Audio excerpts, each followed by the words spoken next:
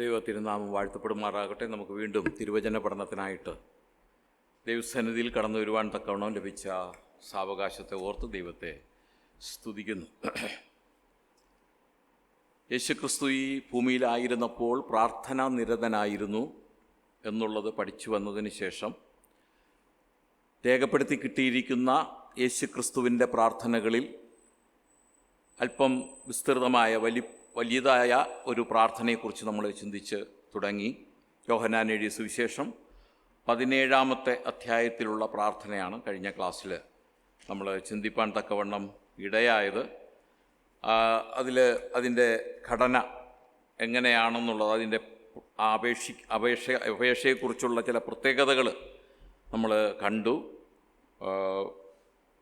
പ്രധാനമായിട്ടും നമ്മൾ കണ്ടത് ഈ പ്രാർത്ഥനയിൽ ചില പ്രത്യേകമായ രീതി ഉള്ളതായിട്ട് കണ്ടു. പിതാവാം ദൈവത്തിൻ്റെയും പുത്രനാം ദൈവത്തിൻ്റെയും ഏകത്വം അല്ലെങ്കിൽ സമത്വം പ്രതിധ്വനിക്കുന്ന ഒരു പ്രാർത്ഥനയായിട്ട് നമ്മളിതിനെ കണ്ടു. അതുപോലെ തന്നെ പുത്രൻ പിതാവിങ്കലേക്ക് ഹൃദയം പകരുന്ന ഒരു അവസ്ഥയാണ് ഈ പ്രാർത്ഥന എന്നുള്ളത് കണ്ടു. ആത്മീകമായ കാര്യങ്ങൾക്ക് മാത്രം മുൻതൂക്കം കൊടുത്തുകൊണ്ടുള്ള ഒരു പ്രാർത്ഥനയായിരുന്നു അത്. പുത്രനെ പൂർണ്ണമായും സമർപ്പിച്ചുകൊണ്ടുള്ള ഒരു പ്രാർത്ഥനയായിരുന്നു അത്. ഇതെല്ലാം നമ്മൾ ചിന്തിച്ച് കഴിഞ്ഞതായിട്ട് പെട്ടെന്ന് പറഞ്ഞു പോവുകയാണ്. അതുപോലെ കർത്താവ് ഇന്ന് നിർവഹിക്കുന്ന മധ്യസ്ഥ പ്രാർത്ഥന, ഇന്ന് നിർവഹിച്ചുകൊണ്ടിരിക്കുന്ന മധ്യസ്ഥ പ്രാർത്ഥന, അതിൻ്റെ ഒരു ദൃഷ്ടാന്തമായിട്ട് ഈ പ്രാർത്ഥന ഇരിക്കുന്നു. മറ്റൊരു കാര്യം നമ്മൾ ചിന്തിച്ചത് യേശുക്രിസ്തുവിൻ്റെ ദൈവത്വം നമുക്ക് കാണുവാൻ കഴിയുന്ന ഒരു പ്രാർത്ഥനയാണ് ഈ പ്രാർത്ഥന. ഇതിനെ നമ്മൾ മൂന്നായിട്ടാണ് തിരിച്ച് പഠിക്കുവാനായിട്ട് തുടങ്ങിയത്. ആദ്യത്തെ ഭാഗം തന്നെക്കുറിച്ചുള്ള ചില കാര്യങ്ങൾ ദൈവത്തോട് പറയുന്നതാണ്, ഉണർത്തിക്കുന്നതാണ്. തന്നെക്കുറിച്ച് അപേക്ഷിക്കുന്നതല്ല, തനിക്ക് വേണ്ടിയുള്ള കാര്യങ്ങൾ ഉണർത്തിക്കുന്നത്. രണ്ടാമത്തെ ഭാഗം അപ്പോസ്തലന്മാർക്ക് വേണ്ടിയുള്ള, ശിഷ്യന്മാർക്ക് വേണ്ടിയുള്ള തൻ്റെ മധ്യസ്ഥ പ്രാർത്ഥനയും, തുടർന്ന് ലോകത്തിൽ ഇനി വിശ്വസിപ്പാനിരിക്കുന്ന എന്നെയും നിങ്ങളെയും കൂടെ ചേർത്തുകൊണ്ടുള്ള ഇനി വിശ്വസിപ്പാനിരിക്കുന്നവരെക്കുറിച്ചും വേണ്ടിയുള്ള പ്രാർത്ഥനയാണ്. ഇങ്ങനെ മൂന്നായിട്ട് തിരിച്ചാണ് ഇത് പഠിക്കുവാനായിട്ട്, നമ്മൾ ചിന്തിക്കുവാനായിട്ട് തുടങ്ങിയത്. ഇതിൽ രണ്ടാമത്തെ ഭാഗത്തിൽ തന്നെക്കുറിച്ചുള്ള അപേക്ഷ, അത് നമ്മൾ കഴിഞ്ഞ ക്ലാസ്സിൽ തുടങ്ങിയെന്നാണ് ഞാൻ വിചാരിക്കുന്നത്. തന്നെക്കുറിച്ചുള്ള അപേക്ഷ, അതിലൊന്നാമത് താൻ പറഞ്ഞ കാര്യം ദ അവർ ഹാസ് കം, നാഴിക വന്നിരിക്കുന്നു. നാഴിക വന്നോ എന്ന് ചോദിക്കുകയല്ല, താൻ അറിഞ്ഞിട്ട് അത് പറയുകയാണ്. നാഴിക വന്നിരിക്കുന്നു, നാഴിക വന്നിരിക്കുന്നു. അതിനെക്കുറിച്ച് വിശദമായി ചിന്തിച്ചു. എന്തിനൊക്കെയുള്ള നാഴിക വന്നിരിക്കുന്നു? മഹത്വപ്പെടുവാൻ നാഴിക വന്നിരിക്കുന്നു. താൻ മഹത്വപ്പെടുവാൻ നാഴിക വന്നിരിക്കുന്നു. മറ്റൊരു കാര്യം നമ്മൾ കണ്ടത് മഹത്വപ്പെടുത്തുവാൻ, പിതാവാം ദൈവം മഹത്വപ്പെടുത്തുവാൻ നാഴിക വന്നിരിക്കുന്നു. പിതാവാം ദൈവം മഹത്വപ്പെടുവാൻ നാഴിക വന്നിരിക്കുന്നു. അതുപോലെ എന്നെ മഹത്വപ്പെടുത്തുവാൻ നാഴിക വന്നിരിക്കുന്നു. അതുപോലെ തന്നെ അതിലടങ്ങിയിരിക്കുന്ന മറ്റൊരു കാര്യമാണ് അധികാരം വെളിപ്പെടുത്തുവാൻ അല്ലെങ്കിൽ ശക്തിപ്പെടുവാൻ നാഴിക വന്നിരിക്കുന്നു. തൻ്റെ അധികാരവും ശക്തിയുമൊക്കെ വെളിപ്പെടുവാനുള്ള നാഴിക വന്നിരിക്കുന്നു. അടുത്ത കാര്യം നിത്യജീവൻ പ്രദാനം ചെയ്യുന്നതിനുള്ള പൂർത്തീകരണത്തിനുള്ള നാഴിക വന്നിരിക്കുന്നു. നാലാമത് വേല തികയ്ക്കാൻ നാഴിക വന്നിരിക്കുന്നു. അഞ്ചാമത് പൂർവമഹത്വം, തനിക്കുണ്ടായിരുന്ന പൂർവമഹത്വം കൈവരിക്കുവാൻ നാഴിക വന്നിരിക്കുന്നു. അടുത്ത ഒരു കാര്യം വിശ്വസിക്കുവാനുള്ള ദൗത്യ നിർവഹണത്തിനുള്ള നാഴിക വന്നിരിക്കുന്നു. ഇത്രയും തന്നെക്കുറിച്ച് തന്നെ താൻ ഉണർത്തിക്കുന്നതാണ്. പിതാവിൻ്റെ സന്നിധിയിൽ പ്രാർത്ഥിക്കുമ്പോൾ ഉണർത്തിക്കുന്ന ഒരു പ്രധാനപ്പെട്ട കാര്യമാണ്. അതിൽ നമ്മൾ ഒന്ന് രണ്ടെണ്ണം ചിന്തിച്ചു. നാഴിക വന്നിരിക്കുന്നു എന്നുള്ള ആ സംഭവത്തെ സംബന്ധിച്ച് പ്രധാനമായിട്ട് ചിന്തിച്ചു. അടുത്തത് മഹത്വപ്പെടുത്തണമേ, മഹത്വപ്പെടണം എന്നുള്ള നാഴിക, അതിനെക്കുറിച്ചുള്ള കാര്യം പഠിച്ചു. മൂന്നാമത് നിത്യജീവൻ കൊടുക്കേണ്ടതിന് പുത്രന് ലഭിച്ച അധികാരം, അതാണ് അടുത്ത വിഷയം. 17 യോഹന്നാൻ എഴുതിയ സുവിശേഷം 17-ാമത്തെ അധ്യായം, അതിൻ്റെ 2-3 വാക്യങ്ങളിലാണ് ഈ അധികാരത്തെക്കുറിച്ച് പറഞ്ഞിരിക്കുന്നത്. John chapter 17 verse 2 and 3. നീ അവന് നൽകിയിട്ടുള്ളവർക്കെല്ലാം നിത്യജീവൻ കൊടുക്കേണ്ടതിന് നീ സകല ജഡത്തിന്മേലും അവൻ അധികാരം നൽകിയിരിക്കുന്നുവല്ലോ. മൂന്നാമത്തെ വാക്യം അതിൽ നിന്നല്പം വ്യത്യസ്തമായിട്ട് പറയുകയാണ്. ഏകസത്യദൈവമായ നിന്നെയും നീ അയച്ചിരിക്കുന്ന യേശുക്രിസ്തുവിനെയും അറിയുന്നത് തന്നെ നിത്യജീവനാകുന്നു. അപ്പോൾ ഇവിടെ തനിക്ക് ലഭിച്ച ഒരു അധികാരത്തെക്കുറിച്ച് ദൈവസന്നിധിയിൽ ഉണർത്തിക്കുകയാണ്. ആ ഉണർത്തിക്കുമ്പോൾ പറയാം, നീ അവന് നൽകിയിട്ടുള്ളവർക്കെല്ലാം നിത്യജീവൻ കൊടുക്കേണ്ടതിന്. അതിൽ രണ്ടാമത്തെ ഭാഗം അത് പ്രാർത്ഥനയുടെ ഒരു ഭാഗമായിട്ട് കണക്കാക്കപ്പെടുന്നുവെങ്കിലും മറ്റൊരഭിപ്രായമുണ്ട്, പരിശുദ്ധാത്മാവിനാൽ യോഹന്നാൻ അവിടെ രേഖപ്പെടുത്തിയ ഒരു ഭാഗമാണെന്ന് പറയുന്നുണ്ട്. അതായത് എന്താ, ഏകസത്യദൈവമായ നിന്നെയും നീ അയച്ചിരിക്കുന്ന യേശുക്രിസ്തുവിനെയും അറിയുന്നത് തന്നെ നിത്യജീവൻ ആകുന്നു.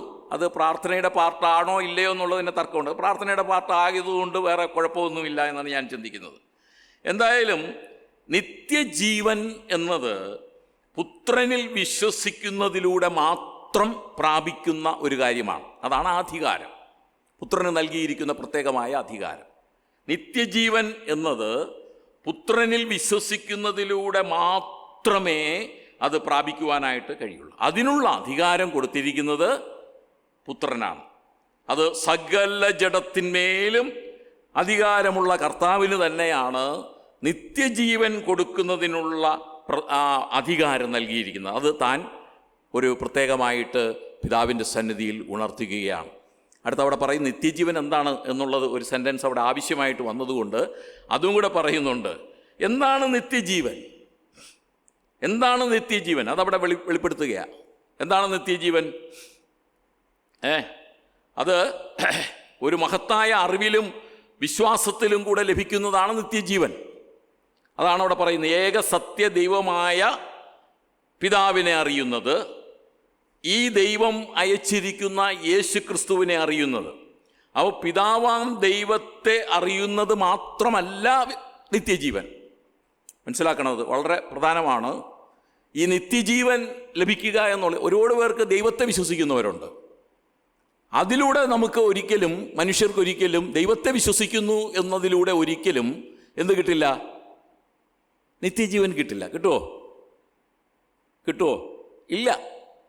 അതാണ് അവിടെ പ്രത്യേകമായിട്ട് ഏക ദൈവമായ പിതാവിനെ അറിയണം. അതെങ്ങനെ അറിയണം? അതെങ്ങനെ? യേശുക്രിസ്തുവിലൂടെ, യേശുക്രിസ്തു ചെയ്ത ആ ദൗത്യ നിർവഹണത്തിലൂടെ അറിയണം. നീ എന്താണ് ഈ നിത്യജീവൻ എന്ന് പറയുന്നത്? ലൂക്കേ, എന്താ നിത്യജീവൻ? എല്ലാവർക്കും അറിയാവുന്നതാണ്, എന്നാലും ഒന്ന് പറഞ്ഞു പോകാമെന്ന് വിചാരിച്ചു. എന്താണ് നിത്യജീവൻ? Life eternal. എന്താ? തീരാത്ത ജീവൻ അല്ലേ എന്നാണ് പറഞ്ഞത്. തീരാത്ത ജീവൻ. ഓക്കെ, വേറെ എന്തെങ്കിലും? നിത്യജീവൻ എന്ന് പറഞ്ഞാൽ നിത്യജീവൻ എന്നേക്കും ജീവിച്ചിരിക്കുന്ന ജീവനാണോ? അതാണോ നിത്യജീവൻ? എന്നേക്കും ജീവിച്ചിരിക്കുന്ന ജീവൻ ഒരു തരത്തിൽ അങ്ങനെ പറയാമെങ്കിലും ശരിക്കും അങ്ങനെ അല്ല. അവിടെ ആരോ കൃത്യമായിട്ട് അതാണ്. ദൈവത്തിൽ നിന്നും ഒരിക്കലും വേർപെടുവാൻ കഴിയാത്ത ജീവിതമാണ് നിത്യജീവൻ എന്ന് പറയുന്നത്. അല്ലാതെ എന്നേക്കും ജീവിച്ചിരിക്കുന്ന ഒരു ജീവനല്ല. പിതാവാം ദൈവം നമുക്കായിട്ട് നൽകിയ യേശുക്രിസ്തുവിൽ കൂടി, അതാണ് ഏക സത്യ ദൈവത്തെ അറിഞ്ഞ് ദൈവത്തോടുള്ള സംസർഗം നിത്യകാലവും അനുഭവിച്ചുകൊണ്ടേയിരിക്കുന്ന അനുഭവമാണ്, അവസ്ഥയാണ് നിത്യജീവൻ. അല്ലാതെ മരിക്കാതിരിക്കുന്ന, അല്ലെങ്കിൽ നമ്മളിവിടെ ഇങ്ങനെ മരിക്കാതെ പോകുന്നു, ആത്മാവിന് മരണമില്ല. അത് ഒരു ആത്മാവിന് മരണമില്ല. ഉണ്ടോ? ഒരു തരത്തിൽ ഇപ്പം രക്ഷിക്കപ്പെടാത്തവരുടെ അത് രണ്ടാം മരണമെന്ന് അവിടെ പറയുന്നുണ്ട്. അതും ശരിക്കും ഒരു വല്ലാത്ത മരണത്തിൻ്റെ അവസ്ഥയിലൂടെ ജീവിതകാലം മുഴുവനും കഴിക്കുന്നതാണ്. നമുക്ക് രണ്ടാം മരണം ഇല്ല എന്ന് ആത്മാവിന് ഇല്ല എന്നുള്ളത് പറയുന്നുണ്ട്. അത്തരത്തിലൊരു നിത്യജീവൻ, അതായത് കർത്താവായ യേശുക്രിസ്തു ലാസറിൻ്റെ കല്ലറയ്ക്കിൽ നിന്ന് മാർത്തയോട് പറയുന്ന ഒരു പ്രധാനപ്പെട്ട കാര്യമുണ്ട്. വിശ്വസിച്ചാൽ നീ ദൈവത്തിൻ്റെ മഹത്വം കാണും. എന്നിൽ വിശ്വസിക്കുന്നവൻ മരിച്ചാലും ജീവിക്കും. അടുത്ത് പറയുന്ന ഒരു കാര്യമുണ്ട്, ജീവിച്ചിരുന്ന് എന്നിൽ വിശ്വസിക്കുന്നവൻ ഒരു നാളും മരിക്കയില്ല. അത് നിത്യജീവൻ്റെ മറ്റൊരു അവസ്ഥയെക്കുറിച്ച് അവിടെ വെളിപ്പെടുത്തുകയാണ്. ജീവിച്ചിരുന്ന് എന്നിൽ വിശ്വസിക്കുന്നവൻ ഒരു നാളും മരിക്കുകയില്ല. അവനൊരു വേർപാട്, ദൈവത്തിൽ നിന്നുള്ള വേർപാട് ഇല്ല. അപ്പോൾ ഇവിടെ അത് കൃത്യമായിട്ടൊരു സെൻറ്റൻസിൽ അപ്പോസ്തലനായ യോഹന്നാൻ എടുത്ത് പറയാനുള്ള കാരണം, അത് കർത്താവ് പ്രാർത്ഥിച്ച വാചകമാകാം, എന്തോ ആയിക്കോട്ടെ, ഏക സത്യ ദൈവത്തെ അറിഞ്ഞ് ദൈവത്തോടുള്ള സംസർഗം നിത്യകാലം അനുഭവിച്ചുകൊണ്ടിരിക്കുന്ന അവസ്ഥയാണ് നിത്യജീവൻ. അല്ലാതെ മോക്ഷം എന്നുള്ള ആ തരത്തിൽ ചിന്തിക്കുന്നവരുണ്ട്, മോക്ഷം പ്രാപിക്കുക. അതല്ല ദൈവജനം വെളിപ്പെടുത്തുന്ന നിത്യജീവൻ എന്ന് പറയുന്നത്. ഒരു മോക്ഷമല്ല, ഒരു പുനർജനനമല്ല, പുനർജന്മം, അതൊന്നും അല്ല നിത്യജീവൻ. അത് ദൈവവുമായിട്ടുള്ള ബന്ധം എന്നേക്കും നിലനിൽക്കുന്ന ഒരു അവസ്ഥയാണ്. ദൈവത്തെ പിതാവായിട്ട് അറിയുക, അതേസമയം പുത്രനെയും ദൈവമായിട്ട് അറിയുക എന്നത് തന്നെയാണ് അതിൻ്റെ പിന്നിലുള്ള കാര്യം. പിതാവാം ദൈവത്തെ വെളിപ്പെടുത്തിയിരിക്കുന്നത് പുത്രനിലൂടെയാണ് ശരിക്കും. അതുകൊണ്ടാണ് ഈ രണ്ടിനും ഒരേ പ്രാധാന്യം അവിടെ കൊടുത്തിരിക്കുന്നത്. രണ്ടു പേർക്കും ഒരേ പ്രാധാന്യമാണ്. പിതാവാം ദൈവത്തെ അറിയണം, പുത്രനാം ദൈവത്തെ അറിയണം. പിതാവാം ദൈവത്തെ അറിയുന്നവൻ പുത്രനാം ദൈവത്തിലൂടെയാണ് പിതാവാം ദൈവത്തെ അറിയാനായിട്ട് പറ്റുകയുള്ളൂ. ഞാൻ മുഖാന്തരമല്ലാതെ ആരും പിതാവിൻ്റെ അടുക്കലെത്തുന്നില്ല. ഞാൻ മുഖാന്തരമല്ലാതെ ആരും എത്തില്ല. എന്നെ കണ്ടവൻ പിതാവിനെയും കണ്ടിരിക്കുന്നു. അതുകൊണ്ട് ഞാൻ ഒന്നുകൂടെ തറപ്പിച്ച് പറയുവാനായിട്ട്, ഈ മാധ്യമത്തിലൂടെ കാര്യങ്ങൾ കേൾക്കുന്നുണ്ടെങ്കിൽ, ദൈവത്തെക്കുറിച്ചുള്ള അറിവോ വിശ്വാസമോ അല്ല നിത്യജീവൻ. ദൈവത്തെക്കുറിച്ച് കേവലം അറിഞ്ഞതുകൊണ്ടോ ദൈവത്തെ വിശ്വസിച്ചതുകൊണ്ടോ ലഭിക്കുന്ന ഒന്നല്ല നിത്യജീവൻ.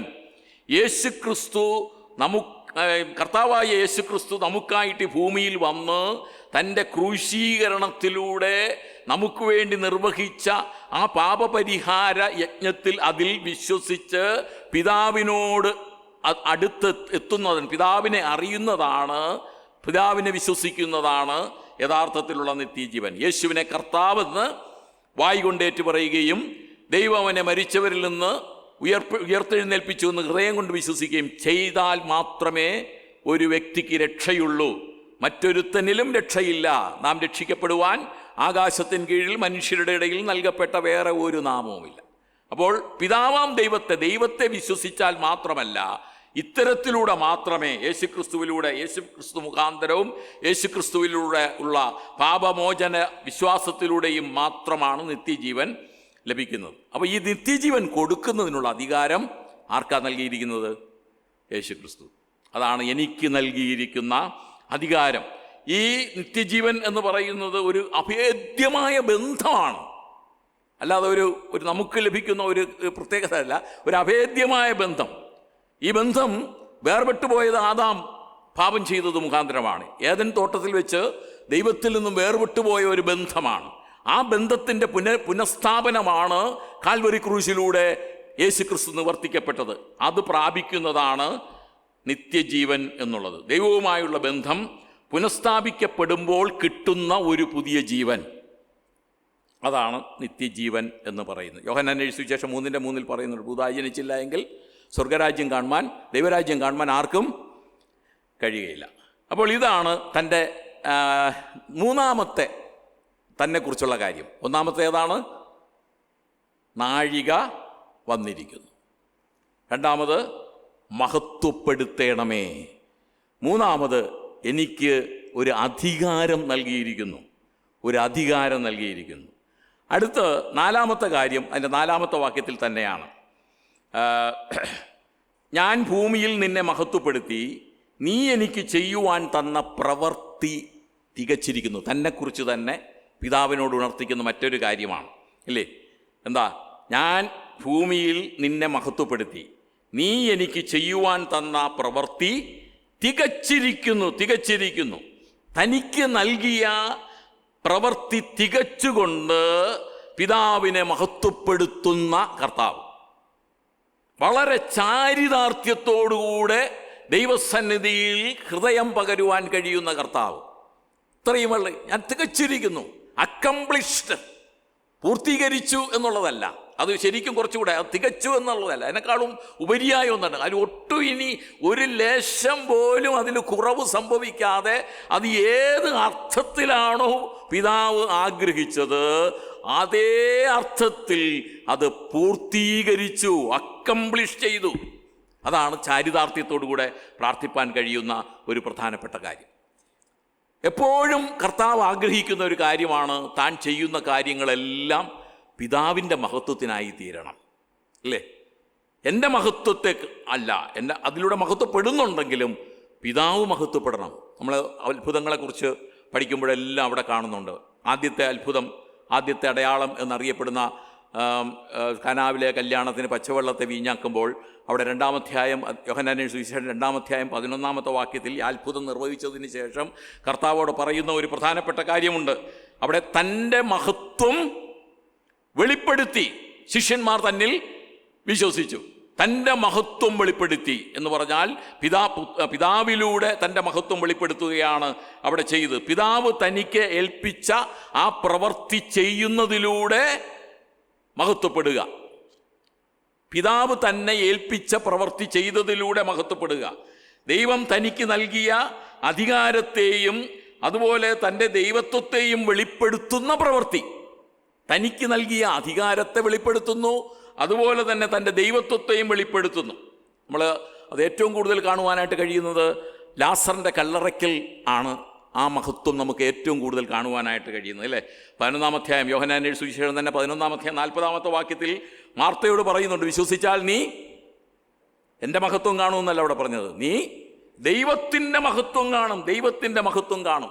അപ്പോൾ ലാസറിനെ ഉയർപ്പിച്ചതിലൂടെയും അവിടെ മഹത്വപ്പെട്ടത് ദൈവമാണ് മഹത്വപ്പെടുത്തിയത്. അത് വളരെ വിശദമായിട്ട് നിങ്ങൾ പഠിച്ചാൽ നമുക്കറിയാം. ഈ ദീനമായിട്ട് കിടക്കുന്നു, നിന്റെ സ്നേഹിതനായ ലാസർ ദീനമായി കിടക്കുന്നു എന്ന് മാർത്തയും മറിയയും യേശുക്രിസ്തുവിനെ അറിയിക്കുമ്പോൾ അവിടെ യേശുക്രിസ്തു ഒരു കാര്യം പ്രത്യേകം എടുത്ത് പറയുന്നുണ്ട്. 11-ാം അധ്യായം 4-ാമത്തെ വാക്യമാണെന്ന് തോന്നുന്നു. അവിടെ പറയുന്നത്, ഈ ദീനം മരണത്തിനായിട്ടല്ല, ദൈവനാമം മഹത്വപ്പെടേണ്ടതിനത്രേ. അപ്പോൾ അവിടെ ഈ ലാസറിനെ കല്ലറയ്ക്കൽ നിന്നും വിളിച്ചു വരുത്തുന്നത് അത് ദൈവനാമ മഹത്വത്തിന് വേണ്ടിയാണ്. ദൈവനാമ മഹത്വത്തിന് വേണ്ടി ചെയ്ത ഒരു പ്രവൃത്തിയാണ്. അതാണ് തൻ്റെ പ്രവൃത്തികളെല്ലാം തികച്ചു ദൈവം എനിക്ക് ചെയ്യുവാൻ തന്ന ആ പ്രവൃത്തികൾ അതുപോലെ ദൈവത്തിൻ്റെ മഹത്വത്തിനായിട്ട്, പിതാവിൻ്റെ മഹത്വത്തിനായിട്ട് അത് തീരത്തക്കവണ്ണം ഞാനത് പൂർത്തീകരിച്ചു. അതാണ് ഇവിടെ പ്രത്യേകം വളരെ ചാരിതാർത്ഥ്യം തനിക്കുണ്ട്. ഞാൻ ഭൂമിയിൽ നിന്നെ മഹത്വപ്പെടുത്തി, നീ എനിക്ക് ചെയ്യുവാൻ തന്ന പ്രവൃത്തി തികച്ചതിലൂടെ, നീ എനിക്ക് ചെയ്യുവാൻ തന്ന പ്രവൃത്തി അക്കംപ്ലിഷ് ചെയ്തതിലൂടെ ആണ് ഞാനിത് ചെയ്തത്. ഈ മർക്കോസ് സുവിശേഷം നമ്മൾ അത്ഭുതങ്ങളിങ്ങനെ പഠിച്ചു വരുമ്പോൾ 7-ാം അധ്യായം 37-ാമത്തെ അധ്യായത്തിൽ ഒരു വിക്കനും ചെകിടനുമായ ഒരു ആളിനെ സുഖപ്പെടുത്തുന്ന ഒരു രംഗമുണ്ട്. അത് രേഖപ്പെടുത്തിയിട്ട് ഈ മർക്കോസ് അവിടെ ഒരു സാക്ഷ്യം കൊടുക്കുന്നുണ്ട്. കർത്താവായ യേശു ക്രിസ്തു അവൻ സകലവും നന്നായി ചെയ്തു, അവൻ സകലവും നന്നായി ചെയ്തു. ആ കർത്താവ് ചെയ്യുന്ന ഓരോ പ്രവൃത്തിയും നിങ്ങൾ ശ്രദ്ധിച്ചു നോക്കുക, ഓരോ അത്ഭുതങ്ങളും എടുത്തു നോക്കുക, അവൻ്റെ എല്ലാ കാര്യങ്ങളും എടുത്തു നോക്കുക. അതെല്ലാം ഒരു വടിവോ ഒരു ചുളുക്കമോ ഒരു കുറവോ ആർക്കും കണ്ടെത്തുവാൻ കഴിയാതെ വണ്ണം എല്ലാം നന്നായി ചെയ്യുന്ന കർത്താവ്.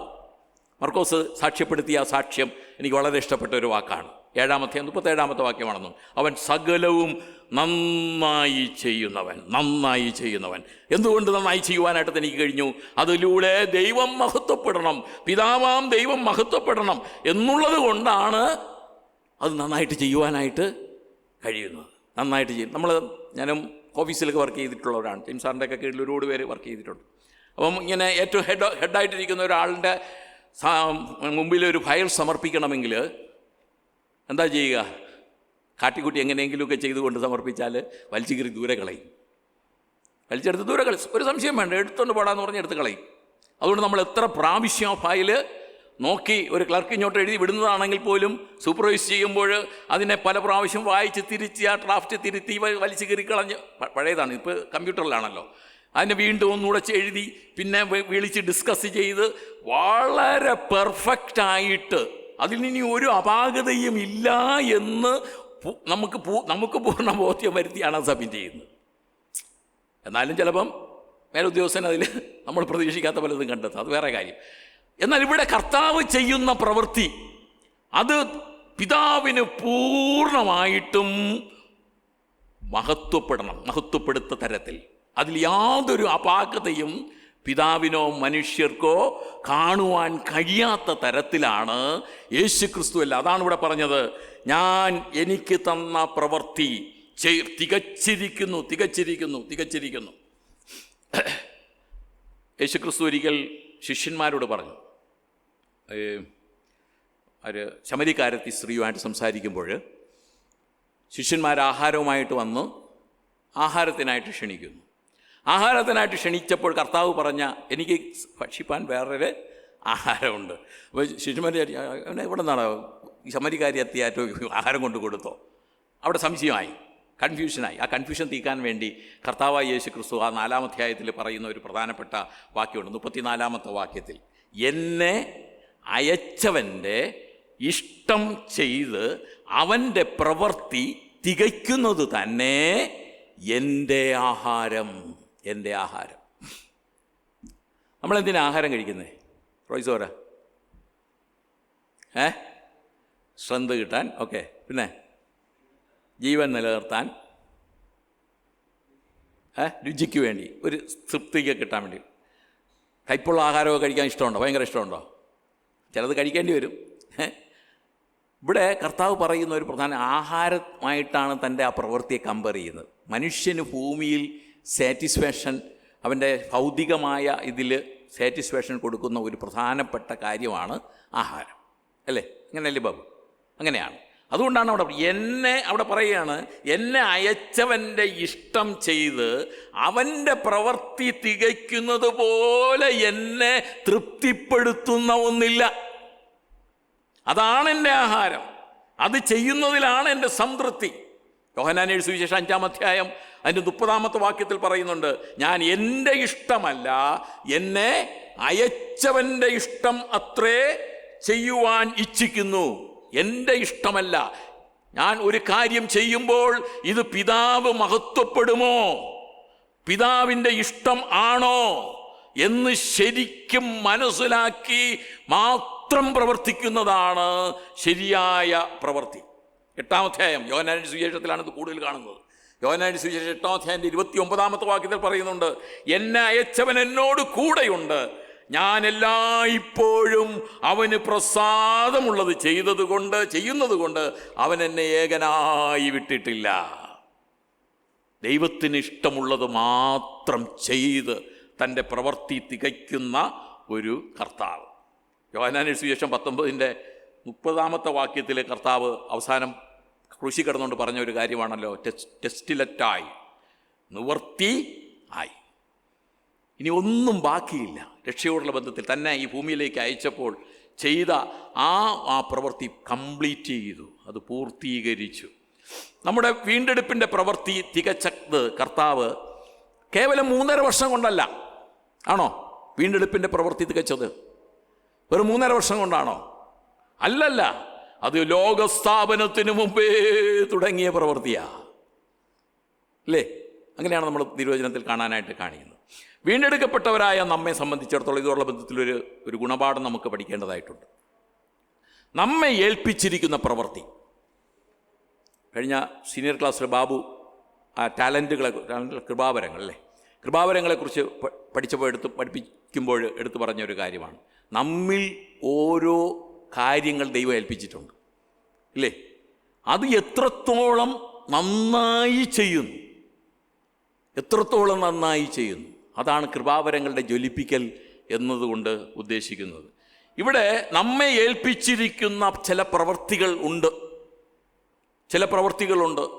ആ പ്രവൃത്തി എത്രത്തോളം നന്നായി ചെയ്യുന്നു, അതാണ് നമ്മെക്കുറിച്ച് ദൈവം ആഗ്രഹിക്കുന്നത്. എങ്ങനെയെങ്കിലും ചെയ്തു തീർക്കുക എന്നുള്ളതല്ല. അതിലൂടെ ദൈവം മഹത്വപ്പെടണം. അതിനെത്രത്തോളം ഉത്സാഹത്തോടുകൂടെ ചെയ്യാമോ? കർത്താവിന് വേണ്ടി പ്രവർത്തിക്കുന്നത് നമ്മുടെ ആഹാരമായി കാണണമെന്നാണ്.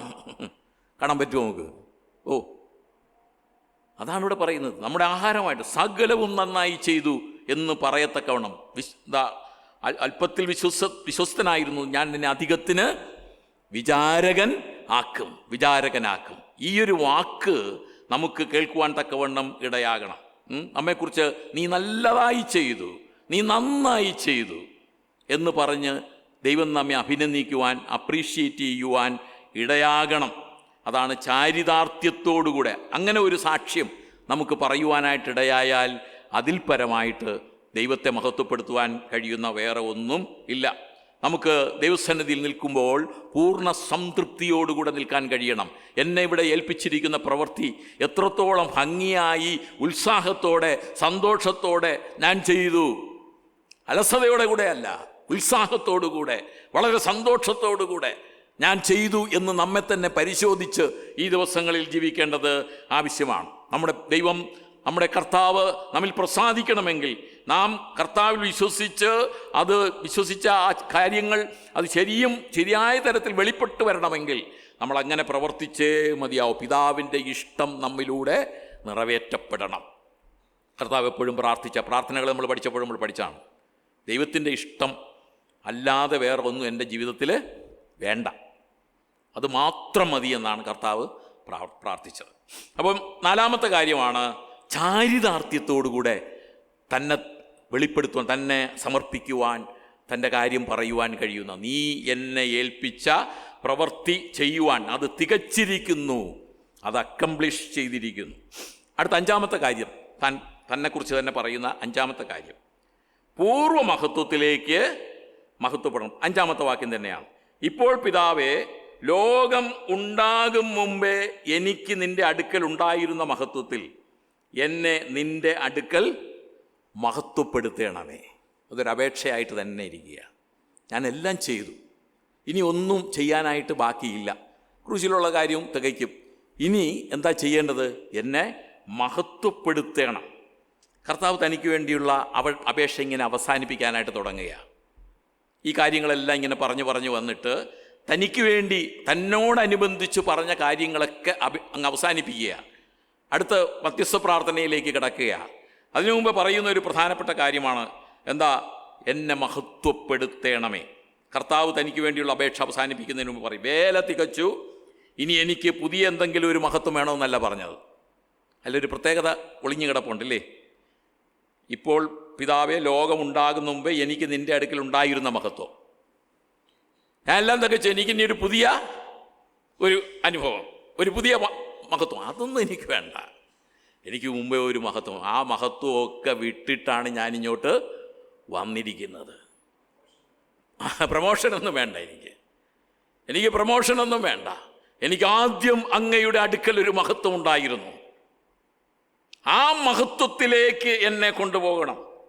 ഇപ്പോഴും തൻ്റെ ഈ ഭൂമിയിൽ വന്നപ്പോൾ മഹത്വം ഒക്കെ മാനുഷികമായ നിലയിൽ ആയി, മാനുഷിക രീതിയിലായി.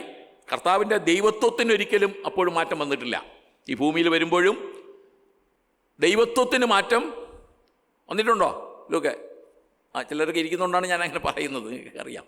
ദൈവത്വത്തിന് മാറ്റം വന്നിട്ടില്ല.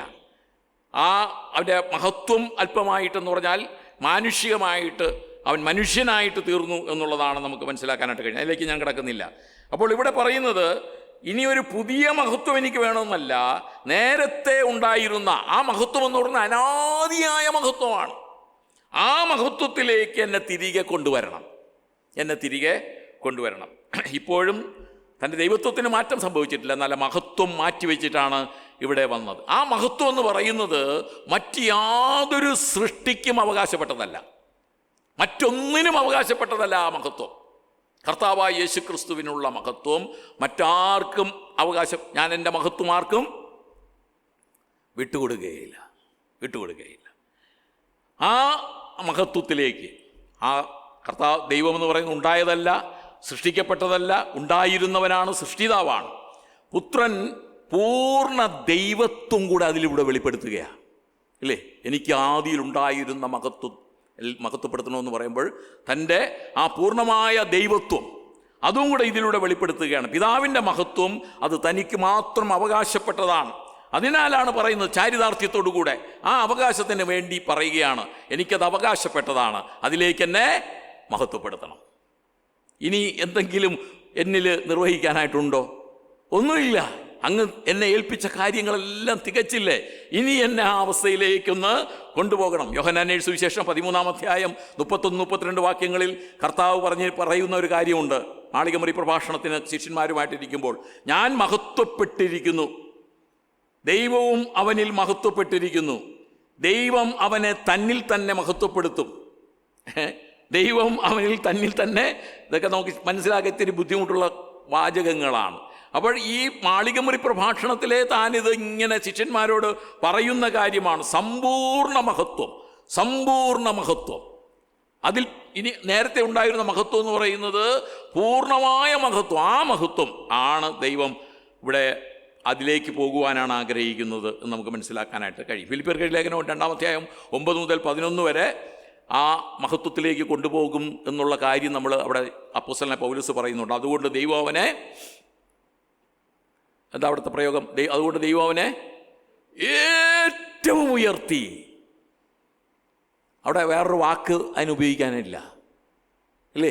അവൻ ഭൂമിയിൽ വന്ന് അവൻ്റെ മഹത്വം എല്ലാം മാറ്റിവെച്ച് അനുസരണമുള്ളവനായിട്ട്, മരണത്തോളം, ക്രൂശിലെ മരണത്തോളം അനുസരണമുള്ളവനായിട്ട് എല്ലാം വിട്ട് ഈ ഭൂമിയിലേക്ക് വന്നു. അതുകൊണ്ട് ദൈവം അവനെ ഏറ്റവും ഉയർത്തി. ഏറ്റവും, ഇനി അപ്പുറം അവന് അതിൽ ഉയരാനായിട്ടില്ല, ഉയർത്തുവാനായിട്ടില്ല. സകല നാമത്തിനും മേലായ നാമം. അതൊക്കെ പറയാൻ പറ്റുള്ളൂ. അതിനപ്പുറം ഒരു നാമം ഇല്ല.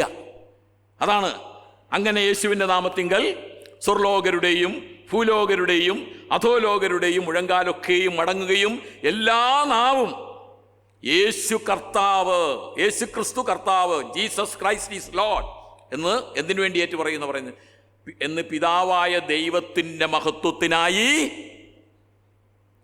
ആരെ ഏറ്റുപറയുന്നത്? അവരെല്ലാം യേശു ക്രിസ്തു, യേശു ക്രിസ്തു, ജീസസ് ക്രൈസ്റ്റ് ഈസ് ലോർഡ് എന്ന് എല്ലാവരും പറയും. എല്ലാവരും, പറയാത്തവരായിട്ട് ആരുമില്ല. അതെന്തിനു വേണ്ടിയാ പറയുന്നത്? പിതാവായ ദൈവത്തിൻ്റെ മഹത്വത്തിനായിട്ട് ഏറ്റുപറയും. ഇവിടെ കർത്താവായ യേശു ക്രിസ്തുവിനെയാണ് ഏറ്റുപറയുന്നത്, മഹത്വപ്പെടുത്തുന്നത്. അതിലൂടെ പിതാവ് ഏറ്റവും മഹത്വപ്പെടുന്നു എന്ന് മാത്രമല്ല, പുത്രനെ മഹത്വപ്പെടുത്തിയിരിക്കുകയാണ്. ഇതാണ് കർത്താവ് വളരെ തനിക്ക് വേണ്ടി പറഞ്ഞുകൊണ്ട്, പ്രാർത്ഥിച്ചുകൊണ്ട്, അല്ലെങ്കിൽ അപേക്ഷിച്ചുകൊണ്ട്, ഉണർത്തിച്ചുകൊണ്ട് അവസാനിക്കുന്ന കാര്യം. പ്രിയമുള്ളവരെ, ഇന്നും തനിക്ക് ലഭിക്കുന്ന മഹത്വം നാം കർത്താവായ യേശു ക്രിസ്തുവിനെ സ്തുതിക്കുമ്പോൾ, ഉയർത്തുമ്പോൾ ആത്യന്തികമായി സംഭവിക്കും എന്നുള്ളതാണ് ഇതിലൂടെ നമുക്ക് മനസ്സിലാക്കുവാനായിട്ട് കഴിയുന്നത്. അതുകൊണ്ട് നാം ദൈവത്തെ മഹത്വപ്പെടുത്തുവാനായിട്ട് ആഗ്രഹിക്കുന്നുവെങ്കിൽ ദൈവത്തെ പരമാവധി സ്തുതിക്കുക. ഈ ഭൂമിയിൽ വെച്ചും ദൈവത്തെ പരമാവധി ആരാധിക്കുക, വീണു വണങ്ങുക. അവൻ നമ്മെ ഏൽപ്പിച്ച ദൗത്യങ്ങൾ ഒരു കുറവും കൂടാതെ, അത് ഉത്സാഹത്തോടുകൂടെ, മടുപ്പില്ലാതെ, സന്തോഷത്തോടുകൂടെ പൂർത്തീകരിപ്പാൻ കഴിഞ്ഞാൽ അതാണ് ഏറ്റവും വലിയ ദൈവനാമം മഹത്വപ്പെടുന്നത്. 5 കാര്യങ്ങളാണ് തന്നെക്കുറിച്ച് പറഞ്ഞത്. ഒന്ന് പറയാമോ ഏതൊക്കെയാണെന്ന്? തന്നെക്കുറിച്ച് തന്നെ ഒന്ന് നാഴിക വന്നിരിക്കുന്നു. രണ്ടാമത്തത് മഹത്വപ്പെടുത്തണം, ഇല്ലേ? അടുത്ത് മൂന്നാമത്തത് അധികാരം നൽകിയിരിക്കുന്നു. അടുത്ത് വേല തികച്ചിരിക്കുന്നു. വേല തികച്ചിരിക്കുന്നു, ചാരിതാർത്ഥ്യം, വേല തികച്ചിരിക്കുന്നു. അടുത്ത് പൂർവ്വമഹത്വത്തിലേക്ക് മഹത്വപ്പെടുത്തണം. ഈ 5 കാര്യങ്ങൾ തന്നെക്കുറിച്ച് തന്നെ ഉണർത്തിച്ചുകൊണ്ടാണ് അടുത്തത് പക്ഷപാതം, ആ മധ്യസ്ഥ പ്രാർത്ഥനയിലേക്ക് പോകുന്നു. അടുത്ത് പ്രാർത്ഥിക്കുന്നത് ആർക്ക് വേണ്ടിയാ? ഞാൻ പറഞ്ഞതാ, ആർക്ക് വേണ്ടിയാ?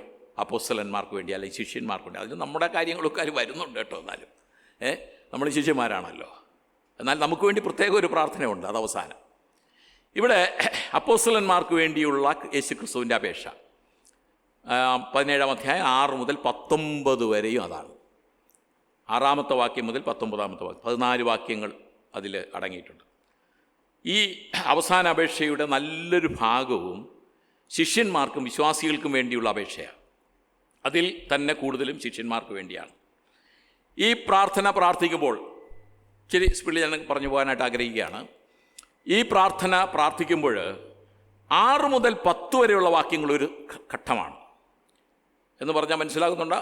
ഈ 6 മുതൽ 10 വരെയുള്ള വാക്യങ്ങളും അപ്പോസ്തലന്മാരെ കുറിച്ച് ആണെങ്കിലും അപ്പോസ്തലന്മാർക്ക് വേണ്ടി അല്ലെങ്കിൽ ശിഷ്യന്മാർക്ക് വേണ്ടി പ്രാർത്ഥിക്കുന്നതിനുള്ള ചില ന്യായവാദങ്ങൾ കർത്താവ് അവിടെ പറയുന്നുണ്ട്. മനസ്സിലാക്കണേ. എന്നിട്ടാണ് അവർക്ക് വേണ്ടി അപേക്ഷിക്കുന്നത്. ഞാൻ എന്തുകൊണ്ട് ഈ ശിഷ്യന്മാർക്ക് വേണ്ടി അപേക്ഷിക്കുന്നു? നമുക്കും മറ്റുള്ളവർക്ക് വേണ്ടി അപേക്ഷിക്കുമ്പോൾ ചില കാരണങ്ങൾ നമുക്കുണ്ട്. ഒരു കാരണമില്ലാതെ നമ്മൾ ആർക്കെങ്കിലും വേണ്ടി പ്രാർത്ഥിക്കൂ? ഒന്ന് ചിന്തിച്ചേ. അങ്ങനെ പ്രാർത്ഥിക്കണ്ട, എല്ലാവരെയും അങ്ങ് അനുഗ്രഹിക്കണേ, അതൊരു പ്രാർത്ഥനയൊന്നുമല്ല.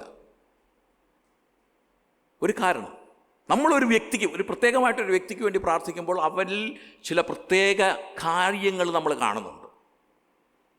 അതിനെ എടുത്തു പറഞ്ഞാണ് നമുക്ക് പ്രാർത്ഥിപ്പാനായിട്ട് കഴിയേണ്ടത്. ഇവിടെയും ശിഷ്യന്മാർക്ക് വേണ്ടി ചില പ്രാർത്ഥിക്കുന്നതിന് മുമ്പ് അവരെക്കുറിച്ച് ചില വസ്തുതകൾ, യാഥാർത്ഥ്യങ്ങൾ എടുത്തു പറയുന്നുണ്ട്. അത് 6 മുതൽ 10 വരെയുള്ള വാക്യങ്ങളിൽ നമുക്ക് കാണാനായിട്ട് കഴിയും. ഒന്നാമത് 6-ാമത്തെ വാക്യത്തിൽ, നീ ലോകത്തിൽ നിന്നും എനിക്ക് തന്നിട്ടുള്ള മനുഷ്യർക്ക് ഞാൻ നിന്റെ നാമം വെളിപ്പെടുത്തിയിരിക്കുന്നു. അവർ നിനക്കുള്ളവർ ആയിരുന്നു, നീ അവരെ എനിക്ക് തന്നു, അവർ നിന്റെ വചനം പ്രമാണിച്ചിരിക്കുന്നു. ശിഷ്യന്മാർക്ക് വേണ്ടി പ്രാർത്ഥിക്കുമ്പോൾ 3 കാര്യങ്ങൾ എടുത്ത് പറയുന്നുണ്ട്. ഈ വാക്യത്തിൽ തന്നെ 3 കാര്യങ്ങളുണ്ട്. ഒന്നാമത് അവിടെ കാണുന്നത്, നീ എനിക്ക് തന്നിട്ടുള്ളവരാ, അതുകൊണ്ട് ഞാൻ അവർക്ക് വേണ്ടി അപേക്ഷിപ്പാൻ കടപ്പെട്ടിരിക്കുന്നു. മനസ്സിലാക്കണേ. നീ എനിക്ക് തന്നിട്ടുള്ളവരാ അവർ നീ എനിക്ക് തന്നിട്ടുള്ളവരാണ്, അല്ലേ? ലോകത്തിൽ നിന്നും എനിക്ക് തന്നിട്ടുള്ളവ എന്നവിടെ ഒരു വാക്ക് പ്രയോഗമുണ്ട്. അതിൽ വേറൊരു പ്രയോഗമുണ്ട്, നീ അവരെ എനിക്ക് തന്നു, നീ അവരെ എനിക്ക് തന്നു. എന്തുകൊണ്ട് ശിഷ്യന്മാർക്ക് വേണ്ടി പ്രാർത്ഥിച്ചു? അങ്ങ് എനിക്ക് തന്നവരല്ലേ ഇവർ, ഞാൻ അവർക്ക് വേണ്ടി പ്രാർത്ഥിക്കണ്ടേ? ലോകത്തിൽ കർത്താവിന് പിതാവ് നൽകിയ ദാനം, സ്വത്ത് എല്ലാം ശിഷ്യന്മാരാ. ലോകത്തിൽ എല്ലാം ശിഷ്യന്മാരെന്ന് പറഞ്ഞാൽ നമ്മളെ കൂടെ വേണമെങ്കിൽ അതിൽ ഉൾപ്പെടുത്താനായിട്ട് കഴിയും. ലോകത്തിലെ എല്ലാ മനുഷ്യരും പിതാവിനുള്ളവരാണ്. അതിൽ നിന്നും പ്രത്യേകമായിട്ട് പിതാവിൻ്റെ ഇഷ്ടത്താൽ വേർതിരിക്കപ്പെട്ടവരാണ് ശിഷ്യന്മാർ. ഞാനൊരു കാര്യം ഇവിടെ സൂചിപ്പിച്ചുള്ള നേരത്തെ പറഞ്ഞു, ഒരു പ്രാർത്ഥന, യേശുക്രിസ്തുവിൻ്റെ പ്രാർത്ഥനയെക്കുറിച്ച് പറഞ്ഞപ്പോൾ യേശുക്രിസ്തു ശിഷ്യന്മാരെ വിളിക്കുന്നതിന് മുമ്പ് ഒരു ഓൾ നൈറ്റ് പ്രെയർ നടത്തി. ഓർക്കുന്നുണ്ടോ? ഒരു ഓൾ നൈറ്റ് പ്രെയർ നടത്തിയിട്ടാണ് ശിഷ്യന്മാരെ വിളിക്കുന്നത് എന്ന് പറഞ്ഞാൽ, അപ്പോൾ ശിഷ്യന്മാർ കുറേ പേരുണ്ട്, ഒരുപാട് ശിഷ്യന്മാരുണ്ട്. അതിൽ നിന്നും 12 പേരെ വിളിച്ച് വേർതിരിച്ച് അവർക്ക് പേരിങ്ങനെ അവരെ പറയുന്നത് ഒരു ഓൾ നൈറ്റ് പ്രെയർ കഴിഞ്ഞ് അടുത്ത ദിവസം രാവിലെയാണ് ശിഷ്യന്മാരെയൊക്കെ കൂട്ടി വരുത്തിയിട്ട് അതിൽ നിന്നും 12 പേരെ അപ്പോസ്തലന്മാരായി തിരഞ്ഞെടുത്തു എന്ന് പറയുന്നത്. അപ്പോൾ ഇവിടെ പറയും, നീയാണ് എനിക്ക് തന്നത്, നീ പറഞ്ഞതനുസരിച്ച്, നീ വെളിപ്പെടുത്തിയതനുസരിച്ച്, അങ്ങയുടെ ആഗ്രഹപ്രകാരം മാത്രമാണ് എനിക്ക് അത് ലഭിച്ചത്, അല്ലാതെ എൻ്റെ ഇഷ്ടമൊന്നും അല്ല. അതിൽ ഈ 17-ാം അധ്യായം 2-ാം വാക്യത്തിൽ നമ്മൾ ഒരു കാര്യം കണ്ടതാണ്, നീ അവന് നൽകിയിട്ടുള്ളവർക്കെല്ലാം നിത്യജീവൻ കൊടുക്കും, നീ അവന് നൽകിയിട്ടുള്ളവർ. 6-ാം വാക്യത്തിൽ, നീ ലോകത്തിൽ നിന്നും എനിക്ക് നൽകിയിട്ടുള്ളവർ. 9-ാമത്തെ വാക്യം 17:9 ആ പ്രയോഗമുണ്ട്, നീ എനിക്ക് തന്നിട്ടുള്ളവർ നിനക്കുള്ളവർ ആകൊണ്ട് പിതാവിൻ്റെ ഇഷ്ടപ്രകാരം തന്നിലേക്ക് ആകർഷിക്കപ്പെട്ടു എന്നുള്ളതാണ്. നീ എനിക്ക് തന്നിട്ടുള്ളവർ നിനക്കുള്ളവരാണ് 9-ാമത്തെ വാക്യത്തിൽ. അപ്പോൾ പിതാവിൻ്റെ ഇഷ്ടപ്രകാരം തന്നിലേക്ക് ആകർഷിക്കപ്പെട്ടവരാണ് ശിഷ്യന്മാർ, അല്ലാതെ അവരുടെ ഇഷ്ടപ്രകാരം മാത്രം അല്ല. നമ്മൾ രക്ഷിക്കപ്പെടുന്നതിൽ 3 ഘടകങ്ങൾ പ്രവർത്തിക്കണമെന്നൊക്കെയാണ് ഇങ്ങനെ ചിലർ പറഞ്ഞു കേട്ടില്ല. ഒന്ന്, മനുഷ്യൻ്റെ മാനുഷികമായ ഒരു തീരുമാനം ഉണ്ടാകണം, അല്ലേ? മാനസാന്തരം എന്നൊക്കെ പറയുന്നത് അത് മനുഷ്യൻ്റെ ഭാഗത്തു നിന്നുണ്ടാകേണ്ട ഒരു കാര്യമാണ്. അതേസമയം ദൈവം എന്ത് ചെയ്യണം? അവരെ ആകർഷിക്കണം. എന്നാൽ രക്ഷിക്കപ്പെടുന്നത് കൃപയാലാണ്. ഇങ്ങനെയുള്ള ചില കാര്യങ്ങൾ രക്ഷയോടുള്ള ബന്ധത്തിൽ നമുക്ക് ചിന്തിക്കുവാനായിട്ട് കഴിയും. ഇവിടെ പറയുകയാണ്, നീയാണ്, അങ്ങാണ് എനിക്ക് ഇവരെയൊക്കെ തന്നിട്ടുള്ളത്, ഇല്ലേ? യോഹന്നാന്റെ സുവിശേഷം 12:32 ഇങ്ങനെ ഒരു വാക്യമുണ്ട്, ഞാനോ ഭൂമിയിൽ നിന്ന് ഉയർത്തപ്പെട്ടാൽ എല്ലാവരെയും എങ്കിലേക്ക് ആകർഷിക്കും, എല്ലാവരെയും എങ്കിലേക്ക് ആകർഷിക്കും. അപ്പോൾ പിതാവിൽ നിന്നും പുത്രന് നൽകിയവർ, അത് പിതാവിനുള്ളതാണ്. അതിൻ്റെ ശരിയായുള്ള രീതി മനസ്സിലാക്കണം. പിതാവ് കൊടുത്തിരിക്കുക, പക്ഷെ അത് ആർക്കുള്ളതാണ്? പിതാവിനുള്ളതാണ് ആയിരുന്നു. നീ അവരെ എനിക്ക് തന്നു, പിതാവ് നൽകിയ അവകാശമാണ് അത്. അതിനെന്ത് ചെയ്യണം? നിസ്സാരമായിട്ട് കരുതാനായിട്ട് പറ്റില്ല.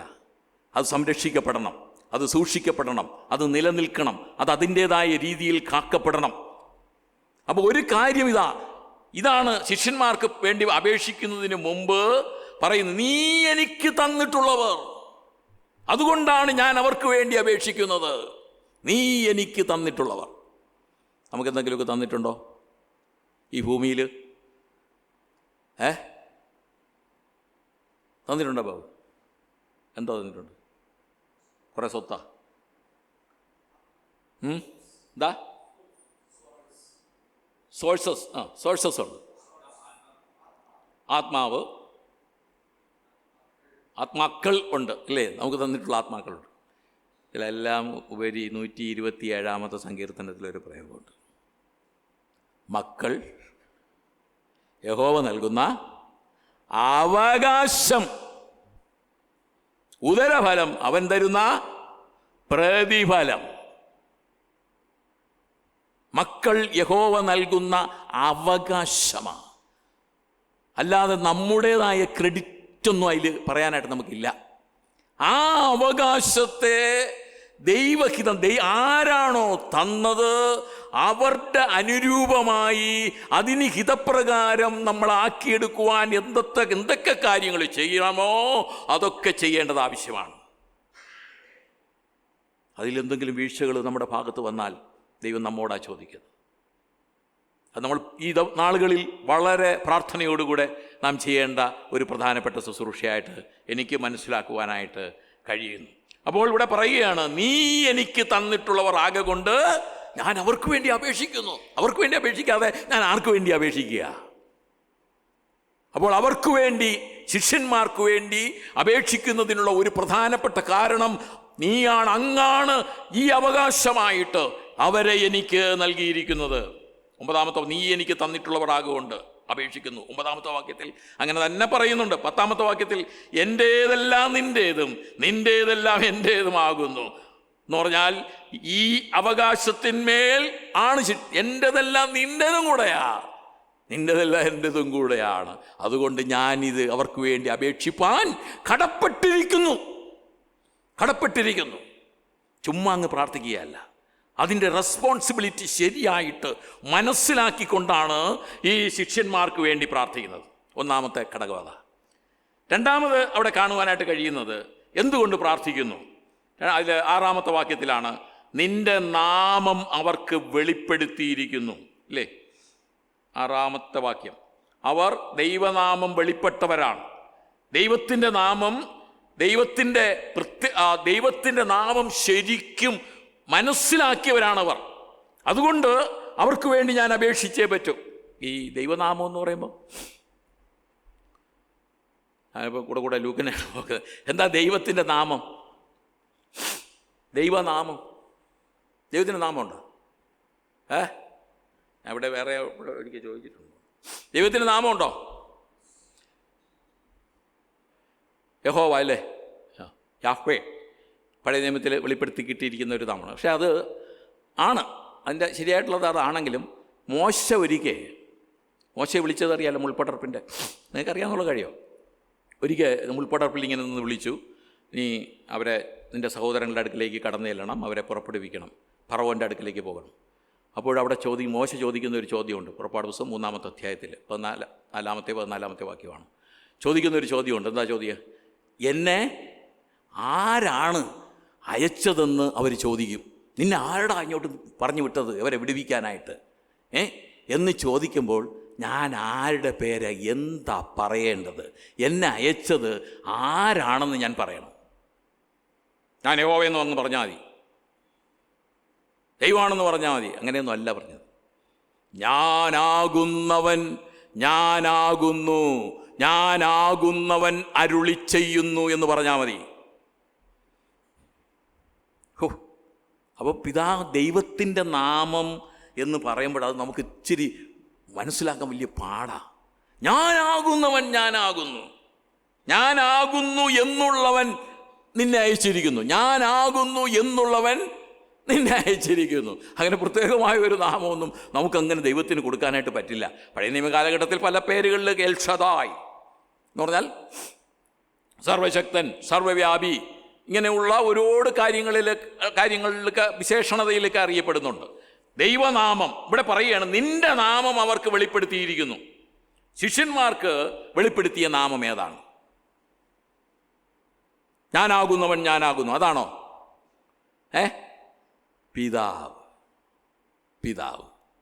ഇതാണ് ശിഷ്യന്മാർക്ക് വെളിപ്പെടുത്തിയ നാമം. അത് അല്ലാതെ വേറൊരു നാമമൊന്നും പറഞ്ഞാലൊന്നും അവർക്ക് അങ്ങോട്ട് ഉൾക്കൊള്ളാൻ പറ്റില്ല. നിന്റെ നാമം ഞാൻ അവർക്ക് വെളിപ്പെടുത്തിയിരിക്കുന്നു, പിതാവേ എന്നാണ്. ഞാൻ അഭിസംബോധന ചെയ്യുന്ന അതേ നാമം തന്നെയാണ് അവർക്കും വെളിപ്പെടുത്തി കൊടുത്തിരിക്കുന്നത്. അതുകൊണ്ട് ഞാൻ അവർക്ക് വേണ്ടി അപേക്ഷിപ്പാൻ കടപ്പെട്ടിരിക്കുന്നു. ശിഷ്യന്മാരെ പ്രാർത്ഥിക്കാൻ പഠിപ്പിച്ച കാര്യം ഞാൻ പഠിപ്പിച്ചതാണ്. അവിടെയും പറഞ്ഞത് എങ്ങനെ പ്രാർത്ഥിക്കാനാണ് പറഞ്ഞിരിക്കുന്നത്? സ്വർഗസ്ഥനായ ഞങ്ങളുടെ പിതാവേ എന്നാണ് അവരെ വെളിപ്പെടുത്തി കൊടുത്തിരിക്കുന്നത്. അപ്പോൾ ഇത് നിന്റെ നാമം ഞാൻ അവർക്ക് വെളിപ്പെടുത്തി കൊടുത്തിരിക്കുന്നു എന്ന് പറയുമ്പോൾ ആ ദൈവത്തിൻ്റെ വലിയ ഭയങ്കരമായ നാമത്തെക്കുറിച്ചല്ല പറയുന്നത്. നിന്റെ നാമം, ഞാൻ അഭിസംബോധന ചെയ്യുന്ന, ഞാൻ വിളിക്കുന്ന ആ നാമം, പിതാവേ എന്നുള്ള നാമം തന്നെ അവർക്ക് ഞാൻ വെളിപ്പെടുത്തി കൊടുത്തിരിക്കുന്നു. അത് ശിഷ്യന്മാർക്ക് ദൈവവുമായിട്ടുള്ള ഒരു അഭേദ്യമായ, ഒരു അനുഗ്രഹീതമായ ബന്ധം ക്രിസ്തുവിലൂടെ ലഭിച്ചു എന്ന് വെളിപ്പെടുത്തുന്ന ഒരു കാര്യമാണ് പിതൃപുത്ര ബന്ധം, അല്ലേ? ഇത് ശരിക്കും കർത്താവ് ഉയർത്തെഴുന്നേറ്റ ശേഷം മറിയയോട് പറയുന്നുണ്ട്. യോഹന്നാന്റെ സുവിശേഷം 20-ാമത്തെ അധ്യായം അതിൻ്റെ 17-ാമത്തെ വാക്യത്തിൽ മറിയ യേശുവിൻ്റെ കാൽക്കൽ വീഴാനായിട്ടോ തൊടാനായിട്ടൊക്കെ പോയപ്പോൾ നീ തൊടരുത്, ഞാൻ അവൻ്റെ അടുക്കൽ കയറിപ്പോയിട്ടില്ല എന്നൊക്കെ പറഞ്ഞതിന് ശേഷം അവിടെ പറയുന്ന ഒരു കാര്യമുണ്ട്. 20:17 യോഹന്നാന്റെ സുവിശേഷം 20:17 നീ എൻ്റെ സഹോദരന്മാരുടെ അടുക്കൽ ചെന്ന്. ആരുടെ എൻ്റെ സഹോദരന്മാർ? യേശുക്രിസ്തുവിൻ്റെ സഹോദരന്മാർ ആരാ? ശിഷ്യന്മാർ. ചെന്ന് അടുത്തത് ശ്രദ്ധിച്ച് കേൾക്കണം. എൻ്റെ പിതാവും നിങ്ങളുടെ, എന്താണ് പറയേണ്ടത്? മറിയേ, നീ എന്താ പറയേണ്ടത്? എൻ്റെ പിതാവും നിങ്ങളുടെ പിതാവും എൻ്റെ ദൈവവും നിങ്ങളുടെ ദൈവവുമായവൻ്റെ അടുക്കൽ ഞാൻ കയറിപ്പോകുന്നു എന്ന് അവരോട് പറക. ആ പോകുന്ന പ്രതിഭാസമല്ല എന്നെ അവിടെ ചിന്തിപ്പിച്ചത്. അവരോട് പറയാനായിട്ട് പറഞ്ഞ ആ വേഡിങ്സ് എന്താ പറഞ്ഞത്? എൻ്റെ സഹോദരന്മാരുടെ അടുക്കൽ നീ പോയി പറയണം. എന്താ പറയേണ്ടത്? എൻ്റെ പിതാവും നിങ്ങളുടെ പിതാവും, എൻ്റെ ദൈവവും നിങ്ങളുടെ ദൈവവും ആയവൻ്റെ അടുക്കലേക്ക് ഞാൻ കടന്നു പോകുന്നു എന്ന് പറഞ്ഞാൽ യേശുക്രിസ്തുവിന് പിതാവാം ദൈവവുമായിട്ട് ഏത് തരത്തിലാണോ ബന്ധം, അതേ ബന്ധമാണ് ശിഷ്യന്മാർക്കും നൽകിയിരിക്കുന്നത്. അതാണ് വെളിപ്പെടുത്തി കൊടുത്ത നാമം, അല്ലേ? എന്നെ കണ്ടവൻ പിതാവിനെയും. തോമസോ ഫിലിപ്പോസോ ആരാണ് ചോദിച്ചത്? പിതാവിനെ ഞങ്ങൾക്ക് കാണിച്ചു തരണം മാളികമുറി പ്രഭാഷണത്തിൽ, എന്നാൽ ഞങ്ങൾക്ക് മതി. അപ്പോഴാണ് എന്നെ കണ്ടവൻ പിതാവിനെയും കണ്ടിരിക്കുന്നുവെന്നും പറയുകയുണ്ടായി. യേശുക്രിസ്തുവിന് ദൈവവുമായിട്ടുണ്ടായിരുന്ന ആ ബന്ധം അതിലേക്ക് കൊണ്ടുവന്നു. അതുകൊണ്ടാണ് അവരെ സഹോദരന്മാർ എന്ന് പറയാനായിട്ടുള്ള കാരണം. നമ്മയും ഈ ബന്ധത്തിലേക്കാണ് കൊണ്ടുവന്നിരിക്കുന്നത്, അല്ലേ? ആണോ? 1 യോഹന്നാൻ 3:1 കാൺമിൻ നാം ദൈവമക്കളെന്ന് വിളിക്കപ്പെടുവാൻ പിതാവ് എത്ര വലിയ സ്നേഹം. രണ്ട് പുത്രത്വത്തിനും തമ്മിൽ വ്യത്യാസമുണ്ട്, അതിനെക്കുറിച്ച് ഞാൻ പറയാനായിട്ട് ആഗ്രഹിക്കുന്നില്ല. കാൺമീൻ നാം ദൈവമക്കളെന്ന് വിളിക്കപ്പെടുവാൻ എത്ര വലിയ സ്നേഹമാണ് നമുക്ക് നൽകിയിരിക്കുന്നതെന്ന് യോഹന്നാൻ അപ്പോസ്തലൻ വീണ്ടും പറയുന്നുണ്ട്. മാത്രമല്ല, ദൈവത്തെ ശരിയായി വെളിപ്പെടുത്തി കൊടുത്ത യേശുക്രിസ്തു മാത്രമാണ്, അല്ലാതെ ആർക്കും കഴിയില്ല. എന്നെ കണ്ടവൻ പിതാവിനെ കണ്ടിരിക്കുന്നു. ആ ദൈവനാമം അത് ദൈവത്തിൻ്റെ നാമം വെളിപ്പെടുത്തലാണ് യേശുക്രിസ്തു, അല്ലാതെ ആർക്കും ഞാൻ മുഖാന്തരം അല്ലാതെ. അപ്പോൾ രണ്ടാമത്തെ കാര്യം, എന്തുകൊണ്ട് ഞാൻ അവർക്ക് വേണ്ടി അപേക്ഷിക്കുന്നു? എന്തുകൊണ്ട്? ഞാൻ അങ്ങയുടെ നാമം അവർക്ക് വെളിപ്പെടുത്തി കൊടുത്തിരിക്കുന്നു. പിതാവേ എന്ന് വിളിക്കുവാനുള്ള അവകാശം അത് ഞാൻ അവർക്ക് വെളിപ്പെടുത്തി കൊടുത്തിരിക്കുക. അതുകൊണ്ട് ഞാൻ അവർക്ക് വേണ്ടി അപേക്ഷിക്കുന്നു. ഇനി മൂന്നാമത്തെ കാര്യം പ്രാർത്ഥിക്കാനുള്ള മൂന്നാമത്തെ കാര്യം. ഇതെല്ലാം നിങ്ങൾ കുറിച്ചെന്ന് പറയാം, മനസ്സിൽ കുറിച്ചിട്ടോളണം. നമ്മൾ പ്രാർത്ഥിക്കാൻ തുടങ്ങുമ്പോൾ ഒരു വ്യക്തിയെക്കുറിച്ച് പ്രാർത്ഥിക്കുമ്പോൾ ഇങ്ങനെ ചില കാര്യങ്ങളൊക്കെ എടുത്ത് പ്രാർത്ഥിക്കാൻ പറ്റിയാൽ ഏറ്റവും നല്ലതാണ്. അടുത്ത മൂന്നാമത്തത് 15:9-10 അല്ലേ? അവർ നിന്റെ വചനം പ്രമാണിച്ചിരിക്കുന്നു. ഇത് കേൾക്കുമ്പോൾ നിങ്ങൾ അവരങ്ങനെ അത്രത്തോളൊന്നും പ്രമാണിച്ചില്ലല്ലോ എന്ന് തോന്നും. കർത്താവ് പറഞ്ഞാൽ പിന്നെ അതിൽ മാറ്റമൊന്നുമില്ല കേട്ടോ. പ്രമാണിച്ചെങ്കിലേ പ്രമാണിച്ചെന്ന് പറയുള്ളൂ. നിങ്ങൾ പറയും 10 ദിവസം തള്ളി പറഞ്ഞില്ലേ, മീൻ പിടിക്കാൻ പോയില്ലേ എന്നൊക്കെ പറയും. അതൊന്നും വചനത്തിൻ്റെ പ്രമാണ്യം ഇല്ലായ്മയല്ല. ഇവിടെ കർത്താവ് പറയുന്ന ഒരു കാര്യം, നിൻ്റെ വചനം പ്രമാണിച്ചിരിക്കുന്നു. ഈ 15:9-10 ഈ കാര്യങ്ങൾ പറയുന്നുണ്ട്. 14:23 അതാണ് ഞാൻ പറഞ്ഞത്. മാളികമുറി പ്രഭാഷണവുമായിട്ട് പഠിച്ചു വന്ന് ഈ പ്രാർത്ഥന പഠിക്കുമ്പോൾ കുറേ കൂടെ ഹൃദ്യമാണ് നമുക്ക്. 14:23 ഒരു കാര്യം പറയുന്നുണ്ട്. എന്താണെന്നറിയാം, എന്നെ സ്നേഹിക്കുന്നവൻ എൻ്റെ വചനം പ്രമാണിക്കും. അപ്പം എവരെക്കുറിച്ച് പറയുക, ശിഷ്യന്മാരോട് കുറിച്ച് പറയാം, അവർ എൻ്റെ വചനം പ്രമാണിച്ചിരിക്കുന്നു. എന്നെ സ്നേഹിക്കുന്നവൻ എൻ്റെ വചനം പ്രമാണിക്കും.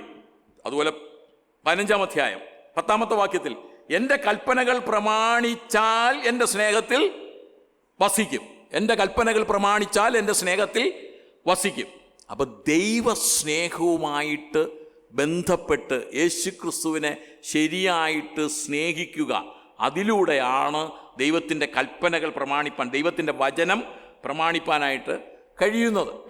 അവർക്ക് സംശയങ്ങളുണ്ടായി, ചില സമയത്ത് അവരുടെ ജീവിതത്തിൽ പിന്മാറ്റം ഉണ്ടായി, എന്നാലും അവർ കർത്താവിനോട് പറ്റി നിന്നു എന്ന് നമുക്ക് പല സന്ദർഭങ്ങളിലും മനസ്സിലാക്കാനായിട്ട് കഴിയും. കർത്താവ് ഒരിക്കൽ ശിഷ്യന്മാരോട് ചോദിച്ച ഒരു ചോദ്യമുണ്ട്. അതായത് ഈ എൻ്റെ മാംസം തിന്നാതെ എൻ്റെ രക്തം കുടിക്കാതെ എന്നൊക്കെ പറഞ്ഞ യോഹന്നാന്റെ സുവിശേഷം 6-ാം അധ്യായത്തിൽ താൻ തന്നെക്കുറിച്ച് ഒരുപാട് കാര്യങ്ങളൊക്കെ പറയുന്നുണ്ട്. അപ്പോൾ 67-ാമത്തെ വാക്യം മുതൽ 71 വരെയുള്ള വായിച്ചാൽ മനസ്സിലാക്കാനായിട്ട് സാധിക്കും. യേശു 12 പേരോട് എന്ന് പറഞ്ഞാൽ ശിഷ്യന്മാരോട് ചോദിച്ചൊരു ചോദ്യമാണ്. കുറേ പേരൊക്കെ പോയി ഇത് കേട്ടപ്പോൾ ഇത് ആർക്ക് ഉൾക്കൊള്ളാനായിട്ട് കഴിയും, അവന് ഭ്രാന്താണെന്നൊക്കെ പറഞ്ഞ് കുറേ പേരങ്ങ് പിൻപിരിഞ്ഞു പോയി. നോക്കിക്കൊള്ളാം, ഇതൊക്കെ പറഞ്ഞപ്പോൾ എല്ലാവരും പിൻപിരിഞ്ഞു. അവർ എൻ്റെ വചനം പ്രമാണിച്ചു എന്നുള്ളതിന് ഒരു ഉദാഹരണം ഞാൻ പറയുകയാണ്. അപ്പോൾ ശിഷ്യന്മാരോട് ചോദിച്ചു, നിങ്ങൾക്കും പൊയ്ക്കൊള്ളുവാൻ മനസ്സുണ്ടോ? നിങ്ങൾക്കും പൊയ്ക്കൊള്ളുവാൻ മനസ്സുണ്ടോ? ഇവരെല്ലാം എന്നെ വിട്ടു പോയില്ലേ, എന്തൊക്കെ എന്നിൽ നിന്ന് അനുഭവിച്ചവരാ, അവരൊക്കെ വിട്ടുപോയില്ലേ, നിങ്ങൾക്കും പൊയ്ക്കൊള്ളുവാൻ മനസ്സുണ്ടോ? ഈ 12 പേരോട് എന്ന് തന്നെ അവിടെ പറയുന്നുണ്ട്. അപ്പോൾ പത്രോസാണ് എപ്പോഴും ശിഷ്യന്മാരെ പ്രതിനിധീകരിച്ച് യുദ്ധം അവിടെ പറയുന്നത് ഇല്ലേ. പത്രോസ് അവനോട്, കർത്താവേ, ഞങ്ങൾ ആരുടെ അടുക്കൽ പോകും? ഞങ്ങൾ ആരുടെ അടുക്കൽ പോകും? അടുത്തത് പ്രത്യേകം ശ്രദ്ധിക്കണം. നിത്യജീവന്റെ വചനങ്ങൾ നിന്റെ പക്കൽ മാത്രമേ ഉള്ളൂ. നിന്റെ പക്കൽ ഉണ്ടെന്നാണ് അല്ലേ. അപ്പോൾ അവർ എൻ്റെ വചനം പ്രമാണിച്ചു എന്ന് പറയുമ്പോൾ ആ നിത്യജീവന്റെ വചനം നിന്റെ പക്കൽ ഉണ്ട്. ആ കാര്യം ഞങ്ങൾക്ക് പൂർണ്ണമായിട്ട് മനസ്സിലാക്കുന്നു. നീ ദൈവത്തിൻ്റെ പരിശുദ്ധൻ എന്ന് ഞങ്ങൾ അറിഞ്ഞും വിശ്വസിച്ചുമിരിക്കുന്നു. ഇതിൽ പരം വേറൊരു വചനം വിശ്വസിക്കാനായിട്ടില്ല. ദൈവത്തിൻ്റെ ഏറ്റവും മാറ്റമില്ലാത്ത വചനങ്ങളിൽ ഏറ്റവും പ്രധാനപ്പെട്ട ഒരു വചനം തന്നെയാണിത്. നിത്യജീവന്റെ വചനങ്ങൾ അങ്ങയുടെ പക്കലുണ്ട്. മാത്രവുമല്ല, നീ ദൈവത്തിൻ്റെ പരിശുദ്ധനെന്ന് ഞങ്ങൾ വിശ്വസിച്ചും അറിഞ്ഞുമിരിക്കുന്നു. ഇതാണ് ദൈവത്തിൻ്റെ കൽപ്പന പ്രമാണിക്കുക, വചനം അറിയുക എന്ന് പറഞ്ഞാൽ. അതുകൊണ്ടാണ് കർത്താവ് അവർക്ക് വേണ്ടി പ്രാർത്ഥിക്കുന്നത്. എന്ത് പറഞ്ഞുകൊണ്ട്? അവർ നിന്റെ വചനം പ്രമാണിച്ചിരിക്കുന്നു, നിന്റെ വചനം പ്രമാണിച്ചിരിക്കുന്നു. കർത്താവ് ശിഷ്യന്മാരെക്കുറിച്ച് പല സന്ദർഭങ്ങളിൽ അങ്ങനെയൊക്കെ പറഞ്ഞിട്ടുണ്ട് കേട്ടോ. എല്ലാം പറയാനുള്ള സമയം ഇപ്പോൾ പോരാ, ഞാൻ അവസാനിപ്പിക്കട്ടെ. ലൂക്കോസ് എഴുതിയ ശേഷം 2:28 ശിഷ്യന്മാരോട് അവസാനം ആ നിമിഷം പറയുന്ന ഒരു കാര്യമുണ്ട്. കർത്താവ് ശിഷ്യന്മാരോട് പറയുന്ന മറ്റൊരു കാര്യമുണ്ട്. ലൂക്കോസ് 22:28 നിങ്ങളാകുന്നു എൻ്റെ പരീക്ഷകളിൽ എന്നോട് കൂടെ നിന്നവർ. ഇതൊക്കെ ചിന്തിച്ചിട്ടുണ്ടോ? കർത്താവിന് നേരിട്ട പരീക്ഷകളിലൊക്കെ മറ്റു പലരും തഴഞ്ഞിട്ടൊക്കെ പോയപ്പോൾ, പരിഹസിച്ചപ്പോൾ, കല്ലെറിഞ്ഞപ്പോൾ നിങ്ങളാകുന്നു ആ സന്ദർഭത്തിലൊക്കെ. എത്രയോ സന്ദർഭങ്ങൾ എന്നെ വിട്ടു പോകേണ്ട കാര്യങ്ങളൊക്കെ നിങ്ങളുടെ ജീവിതത്തിലുണ്ടായി. പക്ഷേ നിങ്ങൾ എന്നെ വിട്ടു പോയില്ല, എന്നെ വിശ്വസിച്ചു. അതാണ് ശരിയായ വചന പ്രമാണം എന്ന് പറയും. വചന പ്രമാണിക്കുക എന്ന് പറഞ്ഞാൽ അത് നിങ്ങളാകുന്ന എൻ്റെ പരീക്ഷകളിൽ എന്നോടുകൂടെ നിലനിന്നവർ. എന്നെ രസകരമായിട്ട് തോന്നിയ ഒരു കാര്യമുണ്ട്. അത് ഈ ലാസറിൻ്റെ മരണത്തിൽ പോയില്ലല്ലോ. ഇതിന് 2 ദിവസം കഴിഞ്ഞ് ലാസർ നിദ്ര കൊള്ളുകയാണ്, നമ്മളങ്ങോട്ട് പോകാം. അപ്പോൾ ശിഷ്യന്മാരെന്താ പറഞ്ഞു? അല്ല, നമുക്ക് യഹൂദിയയിലേക്ക് പോകാം എന്ന് പറഞ്ഞു. നമുക്ക് 11-ാം അധ്യായത്തിൽ നമുക്ക് യഹൂദിയയിലേക്ക് പോകാമെന്ന് പറഞ്ഞു. കർത്താവേ, എന്തിനാ അങ്ങോട്ട് പോകുന്നത്? ഇപ്പം തന്നെ അവർ നിന്നെ എറിയാനായിട്ട് കല്ലെടുത്തതേ ഉള്ളൂ. ഇനി അങ്ങോട്ട് ചെന്നാൽ നിന്നെ പിടിച്ച് ശരിയാകും. അതുകൊണ്ട് അപ്പം അങ്ങോട്ട് പോണ്ട. അപ്പോൾ വീണ്ടും പറയണം, അല്ല പോകണം. എന്തിന്? ലാസർ നിദ്ര കൊള്ളുകയാണ്, അവനെ ഉണർത്താനായിട്ട് നമുക്ക് പോകണം. അപ്പോൾ വീണ്ടും ശിഷ്യന്മാരെ ഇടം കൊല്ലിടുകയാണ്. അയ്യോ, ഉറങ്ങുകയാണെങ്കിൽ അതവൻ സൗഖ്യം വന്നോളും, ഇന്നിപ്പോൾ ചെന്ന് ശല്യപ്പെടുത്തണ്ട. അപ്പോഴും അവൻ കൃത്യമായിട്ട് പറഞ്ഞു, ലാസർ മരിച്ചു, ലാസർ മരിച്ചു. അപ്പം കർത്താവിന് അതിൽ നിന്ന് പിന്തിരിപ്പാൻ പറ്റൂല എന്ന് പറഞ്ഞപ്പം തോമസ് ഒരു കമൻറ്റ് ചെയ്യുന്നുണ്ട്, ഒരു കമൻറ്റ്. അത് പരിഹാസമായിട്ട് പലരും പറയാം, പക്ഷേ ഞാനതിനങ്ങനെ എടുത്തിട്ടില്ല. തോമസ് പറഞ്ഞു, എന്താ, അവനോടുകൂടെ മരിക്കേണ്ടതിന് നമുക്കും പോകാം. ഇത് കളിയായിട്ട് പറഞ്ഞാണോ എന്ന് നമ്മൾ ചിന്തിക്കുന്നുണ്ടോ? അങ്ങനെയൊക്കെ ചിലർ പറയാൻ, എനിക്കങ്ങനെ വിശ്വസിക്കാനായിട്ട് കഴിയുന്നില്ല. അവനോടുകൂടെ മരിക്കേണ്ടതിന് നമുക്കും പോകാം. പത്രോസ് പറഞ്ഞു, ഞാൻ എൻ്റെ ജീവൻ നിനക്ക് വേണ്ടി വച്ച് കളയും.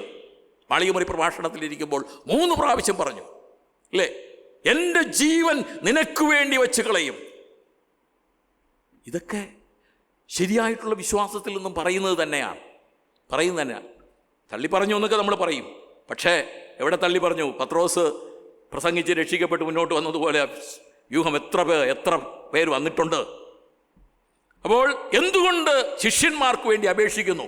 അവർ എൻ്റെ വചനം വിശ്വസിച്ചവരാണ്. നമുക്ക് വേണ്ടി ശരിയായിട്ടൊരു വ്യക്തിക്ക് അപേക്ഷിക്കുവാനായിട്ട് കഴിയണമെങ്കിൽ, ദൈവം നമുക്ക് വേണ്ടി, കർത്താവ് നമുക്ക് വേണ്ടി പക്ഷപാതം ചെയ്യുവാൻ കഴിയണമെങ്കിൽ, നാം ദൈവത്തിൻ്റെ വചനം പ്രമാണിക്കുന്നവർ എന്ന് പറഞ്ഞാൽ യേശുക്രിസ്തുവിൽ പൂർണ്ണമായി വിശ്വസിക്കുന്നവർ, ശരിയായി വിശ്വസിക്കുന്നവർ ആകണം. പ്രാർത്ഥനയിൽ നമ്മൾ പ്രത്യേകം ശ്രദ്ധിക്കേണ്ട ഒരു പ്രധാനപ്പെട്ട കാര്യമാണ്. എന്നാലേ നമുക്ക് വേണ്ടി ദൈവം കർത്താവ് പക്ഷപാതം ചെയ്യാനായിട്ട് കഴിയുകയുള്ളൂ. അത് നമ്മൾ പ്രത്യേകം ശ്രദ്ധിക്കുക. അപ്പോൾ അങ്ങനെ ആ കാലഘട്ടത്തിൽ യേശുവിനോട് ചേർന്ന് നിൽക്കണമെങ്കിൽ വളരെ ത്യാഗങ്ങളും ഒക്കെ സഹിച്ചേ പറ്റൂ. വള്ളവും വലയും ഒക്കെ വിട്ടാണ് വന്നത്, എല്ലാം വിട്ടാണ് വന്നത്. എന്തൊക്കെ ത്യാഗമോ! ഇതുപോലെ കർത്താവിനെ പിൻഗമിച്ച മറ്റാരുണ്ട്? ഇതാണ് ശരിയായ വചനപ്രമാണം എന്ന് പറയുന്നത്. ഇതിൻ്റെ 7-8 വാക്യങ്ങളിൽ അതിൻ്റെ ഒരു വിശദീകരണം കൂടെ ഉണ്ട്. അതിലവിടെ പല കാര്യങ്ങൾ വീണ്ടും പറയുന്നുണ്ടല്ലേ. അവർ നീ എനിക്ക് തന്നുള്ളവർ, ഞാൻ അവർക്ക് നിൻ്റെ നാമം വെളിപ്പെടുത്തി. നിൻ്റെ നാമം ആരാണെന്ന് അറിയുന്നവരാണ്, നിൻ്റെ വചനം പ്രമാണിച്ചവരാണ്, എനിക്കുള്ളതെല്ലാം അങ്ങയുടേതാണെന്ന് അറിയുന്നവരാണ്, എൻ്റെ വചനം നിന്നിൽ നിന്ന് അറിയുന്നവരാണ്, നിൻ്റെ വചനം വിശ്വസിച്ചവരാണ്, ഞാൻ പിതാവിനാൽ അയക്കപ്പെട്ടവരെന്ന് വിശ്വസിച്ചവരുമാണ്. ഇതിൽ കൂടെ ഒരു വിശ്വാസം എന്ത് വേണം? വചനപ്രമാണം. 7-8 വാക്യങ്ങളുടെ എന്നോട് ചേർത്ത് വായിക്കണം. 6-ാം വാക്യമാണ് ഞാൻ വായിച്ച് പറഞ്ഞത്. അപ്പോൾ യേശുക്രിസ്തു ശിഷ്യന്മാർക്ക് വേണ്ടി അപേക്ഷിക്കുമ്പോൾ ഇങ്ങനെയുള്ള ചില പ്രത്യേക കാര്യങ്ങൾ എടുത്തു പറഞ്ഞുകൊണ്ട് അപേക്ഷിക്കുന്നതായിട്ട് നമുക്ക് കാണാനായിട്ട് കഴിയും. ഇതെല്ലാം പറഞ്ഞതിന് ശേഷമാണ് എത്ര കാര്യമാണ് പറഞ്ഞത്? ഒന്നാമത്, നീ എനിക്ക് തന്നിട്ടുള്ളവരായതുകൊണ്ട്. 2, നിൻ്റെ നാമം അവർക്ക് വെളിപ്പെടുത്തി കൊടുത്തിരിക്കുന്നതുകൊണ്ട്. അവർ നിൻ്റെ വചനം പ്രമാണിച്ചിരിക്കുന്നത് കൊണ്ട് ഞാൻ അവർക്ക് വേണ്ടി അപേക്ഷിക്കുന്നു. 3 കാര്യങ്ങൾ അവരെക്കുറിച്ച് ഇങ്ങനെ പിതാവിൻ്റെ സന്നിധിയിലേക്ക് കൊണ്ടു ചെന്നതിന് ശേഷമാണ് അവർക്ക് വേണ്ടി അപേക്ഷിക്കുന്നത്. 9-ാം വാക്യം മുതൽ അതാണ്. അവർക്ക് വേണ്ടി, നീ എനിക്ക് തന്നിട്ടുള്ളവർക്ക് വേണ്ടി അപേക്ഷിക്കുന്നു എന്ന് പറഞ്ഞുകൊണ്ടാണ് ആ പ്രാർത്ഥന തുടങ്ങുന്നത്. അവർ എനിക്കുള്ളവരുമാണ്. നീ എനിക്ക് തന്നിട്ടുള്ളവർ അവർ എനിക്കുള്ളവരുമാണ്, അല്ലേ? യോഹന്നാന്റെ സുവിശേഷത്തിൽ തന്നെ 10-ാം അധ്യായത്തിൽ പറയുന്നുണ്ട് നിന്നിൽ വിശ്വസിക്കുന്നവർ ആടുകളും എന്നുള്ള സദൃശ്യത്തിൽ 10-4 ആടുകളെ തനിക്കുള്ളവ എന്ന് പറയുന്നുണ്ട്. തനിക്കുള്ളവയൊക്കെയും പുറത്തു കൊണ്ടുപോയ ശേഷം അവൻ അവയ്ക്ക് മുമ്പായി നടക്കുന്നു. 10-11 ജീവനെ കൊടുക്കുന്ന നല്ലിടയൻ. 10-15 ആടുകൾക്ക് വേണ്ടി ഞാൻ എൻ്റെ ജീവനെ കൊടുക്കുന്നു. 10-28 ഞാൻ അവയ്ക്ക് നിത്യജീവൻ കൊടുക്കുന്നു. അവ ഒരു നാൾ നശിച്ചു പോകുകയില്ല, ആരും അവയെ എൻ്റെ കയ്യിൽ നിന്ന് പിടിച്ചു പറിക്കുകയില്ല. 6-35 ഒരു നാളും കൈവിടുകയില്ല, ഉപേക്ഷിക്കുകയുമില്ല. അവർക്ക് വേണ്ടിയാണ് ഇവിടെ അപേക്ഷിക്കുന്നത്. കർത്താവ് വിശ്വസിക്കുന്ന അവർ ആണ് ദൈവത്തിൻ്റെ മഹത്വം. 1 തെസ്സലോനിക്കർ 2:19-20 വാക്യങ്ങൾ വായിച്ചാൽ, അവൻ്റെ പ്രത്യക്ഷതയിൽ ഞങ്ങളുടെ ആശയമോ സന്തോഷമോ പ്രശംസാ കിരീടമോ ആറാകുന്നു. നിങ്ങളുമല്ലയോ, ഞങ്ങളുടെ മഹത്വവും സന്തോഷവും നിങ്ങൾ തന്നെ. അപ്പോൾ അങ്ങനെയുള്ളവർക്ക് വേണ്ടി നമുക്ക് പ്രാർത്ഥിക്കാനായിട്ട് കഴിയും. അപ്പോൾ ശിഷ്യന്മാർക്ക് വേണ്ടി ഉള്ള പ്രാർത്ഥന ഇനി തുടങ്ങുന്നേ ഉള്ളൂ. അതിൻ്റെ 11-ാമത്തെ വാക്യം മുതലാണ് ശിഷ്യന്മാർക്ക് വേണ്ടിയുള്ള പ്രാർത്ഥന. 3 കാര്യങ്ങൾ അവരെക്കുറിച്ച് പറഞ്ഞ് 4 കാര്യങ്ങൾ അവർക്ക് വേണ്ടി അപേക്ഷിച്ചു. അത് നമുക്ക് അടുത്ത അവസരത്തിൽ, എൻ്റെ ടേൺ ഇവിടെ തിരികെയാണല്ലോ, അടുത്ത മറ്റൊരു ടേണിൽ നമുക്ക് ഇത് കണ്ടിന്യൂ ചെയ്യാം. നമ്മുടെ പ്രാർത്ഥനകൾ എത്രത്തോളം ആത്മാർത്ഥതയുള്ളതാണ് നമുക്കൊന്ന് ശോധന ചെയ്യാം. തനിക്ക് വേണ്ടി പറഞ്ഞ 5 കാര്യങ്ങൾ എന്ന് പറഞ്ഞാൽ തന്നെ സമർപ്പിച്ചുകൊണ്ട് ദൈവസന്നിധിയിൽ ഉണർത്തിച്ച 5 കാര്യങ്ങൾ. ശിഷ്യന്മാർക്ക് വേണ്ടി പ്രാർത്ഥിക്കാനായിട്ട് തുടങ്ങുമ്പോൾ അവരെ ചില കാര്യങ്ങൾ എടുത്തു പറഞ്ഞുകൊണ്ട്, ചില വസ്തുതകൾ എടുത്ത് ദൈവത്തിൻ്റെ മുമ്പാകെ പ്രതിഷ്ഠിച്ചുകൊണ്ട് അവർക്ക് വേണ്ടി അപേക്ഷിക്കുന്ന കർത്താവ്. ഇത് നമ്മുടെ ജീവിതത്തിൽ നമ്മൾ അങ്ങയുടെ പ്രവൃത്തി ഞാൻ എത്രത്തോളം ആത്മാർത്ഥമായി ചെയ്യുന്നു, ഞാൻ ചെയ്യുന്ന പ്രവൃത്തികളിലൂടെ അങ്ങയുടെ നാമം എത്രത്തോളം മഹത്വപ്പെടുന്നുണ്ട്? അത് നമുക്ക് പരിശോധിച്ച് നമ്മുടെ പ്രാർത്ഥനകളെ ഒന്നുകൂടെ ഒന്ന് ക്രമീകരിപ്പാൻ, അല്ല ജീവിതങ്ങളെ ഒന്നുകൂടെ ഒന്ന് പുഷ്ടിപ്പെടുത്തുവാൻ, ആത്മീക ജീവിതത്തെ ഒന്നുകൂടെ ഒന്ന് ഉണർത്തുവാൻ ഈ വചനങ്ങളിലൂടെ ദൈവം നമ്മെ സഹായിക്കട്ടെ. ദൈവത്തിൻ്റെ അതിവിശുദ്ധ നാമം ഇന്നും എന്നേക്കും വാഴ്ത്തപ്പെടുമാറാകട്ടെ.